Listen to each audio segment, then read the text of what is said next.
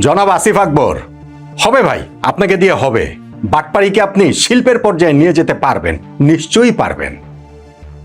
এই বিশ্বাসটা আমার আগে থেকেই ছিল, কিন্তু এখন সেই বিশ্বাসটা ভীষণ রকমের পাকাপোক্ত আপনার ওই ইন্টারভিউটা দেখার পরে, যেইখানটাতে আপনি বলছেন আমাদের ক্রিকেটে মাশরাফিকেও লাগবে, তামিমকেও লাগবে।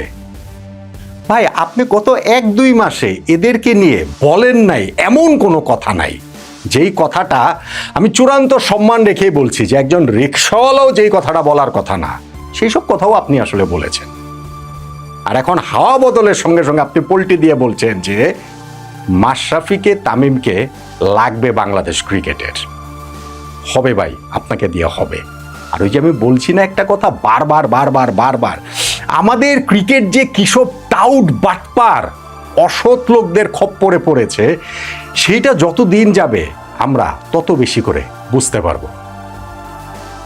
এই আসিফ আকবর, আমি লাস্ট যে ইন্টারভিউটা দিয়েছি সেখানটা দিয়ে শুরু করি। তিনি তার হয়তোবা গানের ক্ষেত্রে হয়েছে, আমি তো বাটপাড়ির ক্ষেত্রে হবে বলছি, গানের ক্ষেত্রে হয়তোবা হয়েছে, আমি ঠিক শিওর না, মানে আমি জানি না, আমি ওইখানটাতে তাকে কোনোভাবেই হেয় প্রতিপন্ন করতে যাচ্ছি না। তিনি গায়ক হিসেবে সম্ভবত জনপ্রিয়, যদিও তিনি যেই জাতীয় গান গান সেইটা আসলে আমি আসলে শুনি নাই, আমাদের শোনার মতো না। ফলে ঠিক আছে, তারপর একটা বিরাট জনগোষ্ঠী তো তাকে, তার গানকে পছন্দ করে, ওই জায়গাটাতে তার হয়েছে। সেইখানটাতেও কি এই বাটপাড়ি উট্টারি কত কিছু করেছেন নাকি সেগুলো তো আর জানি না। কিন্তু ক্রিকেটে আসিফ আকবর আসলে কে কে সে আসলে? আমি তো ক্রিকেটে তার কন্ট্রিবিউশন দেখি ওই যে একবার শুধুমাত্র বিপিএল চলাকালীন সময় প্লেয়াররা ম্যাচ ফিক্সিং করে এইরকম একটা আলটপকা মন্তব্য করে একটুখানি মিডিয়ার আলোচনায় এসেছিলেন। এর বাইরে ক্রিকেটে তার কোনো অবদান আছে? এইবার যে তাকে ক্রিকেট বোর্ডে ঢোকানো হয়েছে, কিভাবে ঢোকানো হয়েছে? কুমিল্লার ভাই বেরাদারের কোটাতেই তো, তাই তো? তখন যে যুব ও ক্রীড়া মন্ত্রণালয়ের উপদেষ্টা ছিল আসিফ মাহমুদ সজীব ভুঁইয়া, সেই কোটাতেই তো, তাই তো? এই আসিফ আকবর জীবনে কোনোদিন ভেবেছেন বাংলাদেশ ক্রিকেট বোর্ডের তিনি পরিচালক হয়ে যাবেন? তার স্বপ্নের জায়গা কখনো এটা ছিল? ভাই, এখন যত এইসব চাপাবাজি করেন না কেন যে না আমি ক্রিকেট খেলেছি, আমি এই জায়গায় ক্রিকেট খেলেছি, আমার এই ক্লাব আছে, আমার এই সংগঠন আছে, বাংলাদেশ ক্রিকেট বোর্ডের ডিরেক্টর, কামন ম্যান, এসব আসিফ আকবরদের লেভেলের লোকজন ক্রিকেট বোর্ডের ডিরেক্টর হলে যা হওয়ার কথা ছিল তাই হয়েছে, তাই হচ্ছে। একটা মিশন দিয়ে তাদেরকে বসানো হয়েছে, বাংলাদেশ ক্রিকেট ধ্বংসের মিশন, এবং সেই ধ্বংসের মিশনে তারা একটা পর্যায়ে তো সাকসেসফুলি যে বাংলাদেশকে টি-20 বিশ্বকাপ খেলতে দেয়নি, এবং সেই চূড়ান্ত সাকসেসটার পথেও তারা চলে যেতে পারতো যদি 12ই ফেব্রুয়ারি নির্বাচনে তাদের ওই পছন্দের গোষ্ঠী ক্ষমতায় আসতো। আসিফ আকবর বিএনপি করেন, এইসব গল্প আমাকে বলে লাভ নাই। হ্যাঁ, তারা যে কাদের পারপাস সার্ভ, কিভাবে, কোন উপায়ে করেছেন, এবং তাদের ওই যে কুমিল্লার ভাই বোনেদের কোটায় এসে, তাতে সেটা স্পষ্ট হয়ে গিয়েছে। আর যখন সেই নির্বাচনের ফলাফলটা তাদের পক্ষে আসেনি, জাতীয় নির্বাচনের, পল্টি দিয়ে দিচ্ছেন, মুহূর্তে পল্টি দিয়ে দিচ্ছেন, মুহূর্তে পাল্টা তেলবাজি শুরু করে দিয়েছেন।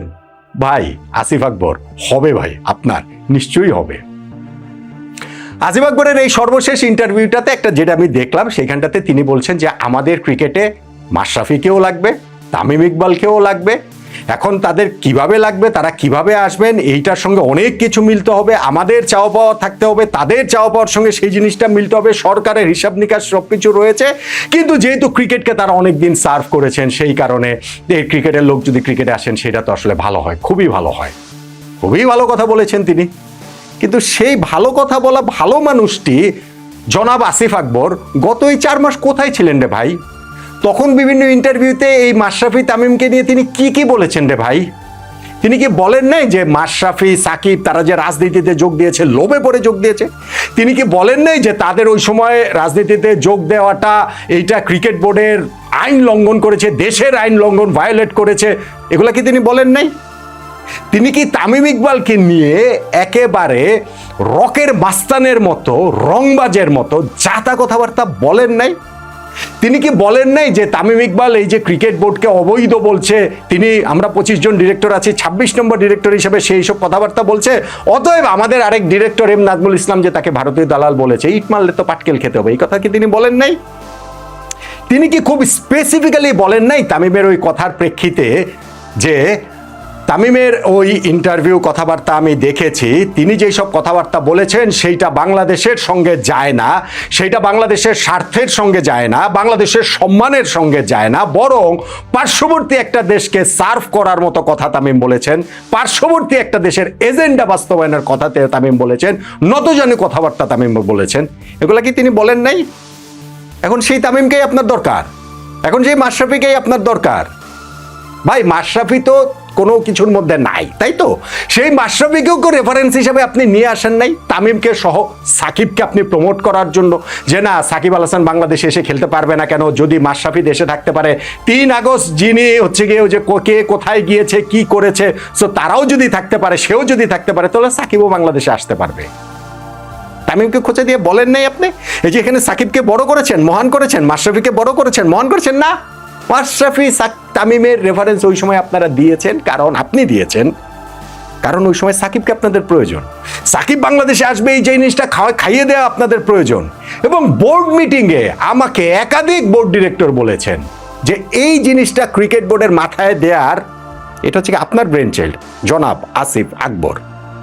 আপনি এটা বলেছেন যে আজকে তো বাংলাদেশ টি-20 বিশ্বকাপ থেকে অফিসিয়ালি আউট হয়ে গেল, অতএব মানুষের দৃষ্টি ঘুরিয়ে দেওয়ার জন্য